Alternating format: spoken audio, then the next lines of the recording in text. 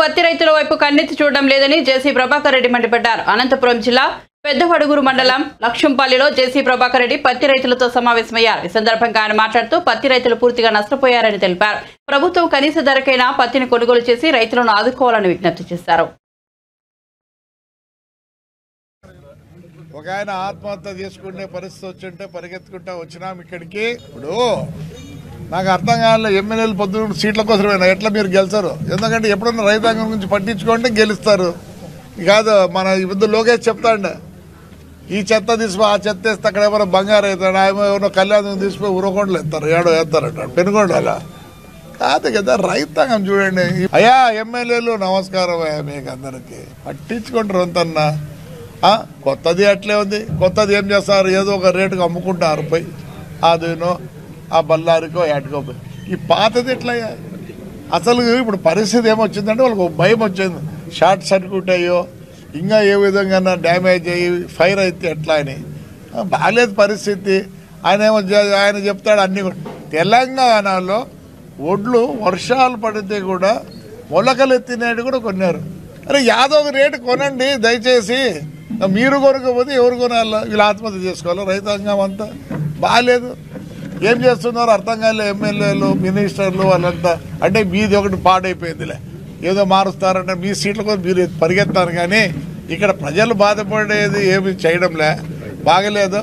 ఎక్కడండి 14 మంది ఎమ్మెల్యేలు? దయచేసి చూడండి, 175 మంది ఎమ్మెల్యేలు. రైతాంగం నుంచి పట్టించుకోండి అయ్యా. ఆత్మహత్య చేసుకుంటే ఎవరా సీఎమో? కొందరు నీదే జరిపా ఆడ నుంచి వీటికి చెత్త, ఈ చెత్త నా చెత్తకు, ఆ చెత్త ఈ చెత్త అనుకుంటా అందరినీ చెత్త చేస్తాను. ప్రభు కాపాడు. ఎవరొకరు ఇంకా కలెక్టర్లు ఆర్డీఓలు వీళ్ళు అసలు ఏడున్నారు ఎవరికి తెలియదు. భయపడతారు. పత్తి ఉండి రేపేమన్నా అయితే ఇంట్లో అందరూ పిల్ల జల్ల ఎట్లానే అదొక భయం. ఎందుకంటే ఉండేదే ఒక 2 రూములు ఉంటాయి. కొట్టి రూమ్ అని మాసంతా కొట్టి రూమ్ అంటారు.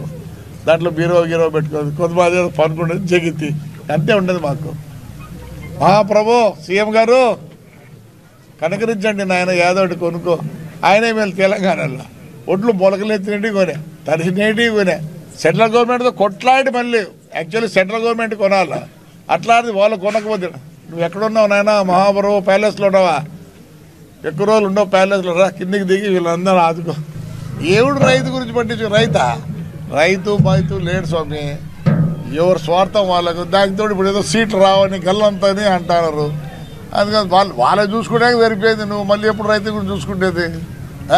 కొందరైతే నాకు తెలిసింది, కొందరు భార్యలు అంటున్నారట, మీకు సీట్ రాకపోతే నేను ముగిసం తాగుతానంటే. ఆయమ్మ తాగుతుందో లేదు నాకు తెలియదు, కానీ వీళ్ళైతే తాగేది రెడీ అవుతారు. ఈ ముందు ఒకడు తాగే పరిస్థితి ఉంటే పట్టుకొని వచ్చి మేమంతా 7 లక్షల రూపాయలకు వచ్చింది. ఒకటి విషయం తాగాలని ఉన్నాడు. ఏం సరైన లేదు. తాగే పని ఎంతకన్నా అంత కొనండి. మేము వద్దంటాను, దయచేసి కొనండి. ఎంత